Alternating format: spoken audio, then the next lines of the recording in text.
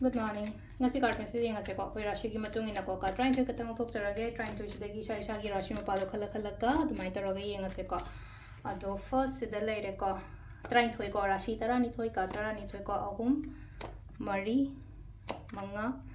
taru tare nipan mapan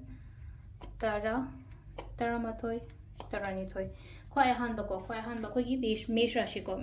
ina lai se kai no ko mesh rashi ko ina se lai se cha thoko thok pada katang chection lo ko ngasi se lai no ko lai ten khoi rama ko laga chat pi ro ko mesh rashi ngai ina brisha gi na se lan ga no kai ga no nangi thok togum thok pa nangi duty do adum taw ko se lai no ko ai gi karma phau hai ba dine kham samna hai ba da ade ahum su basina koi gi mithun rashi ga na mi pun ba khot pa dumaina su leire keno ma ingon da chamu ko lo haina su piri ko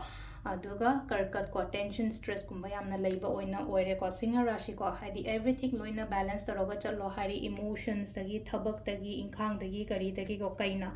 poaching से खतंग चप चप लेपगा लेरी को केम खाई दे चटपियो high तारे को चसनो सिसु लेना को लेपसे अमु फरकनी अमु खर लेपनी खोतनी लेना को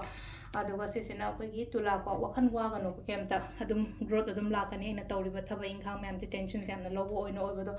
मी याम का हैना पुंदबा खोतबा सिसिना को वृश्चिक राशि को इसा थंद लेना इसादगा मतंगा पीरगा लयो हाइदुने को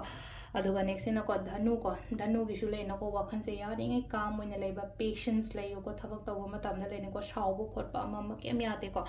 अदुगा सिसिना कुंभरा तुला राशि करी मकर गिसिना सिलेजे को थबक चिनगनी को थबक इंखांग यामना बिजी ओइबा नुमित हाइबदो ओइगनी को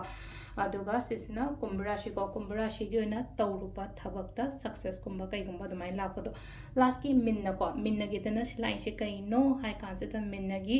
डिसिप्लिन मेंटेन तौरगा चलो नाकंद करी तौरी करी ngangnari kai nakanda kai तौरी लोइना अवॉइड इग्नोर अदुगा जस्ट फोकस नंगी थबक तो फोकस तौन हाइरिबा अदु से लेरे कोई राशि की मतुंगिना tarot card reading ma'am thank you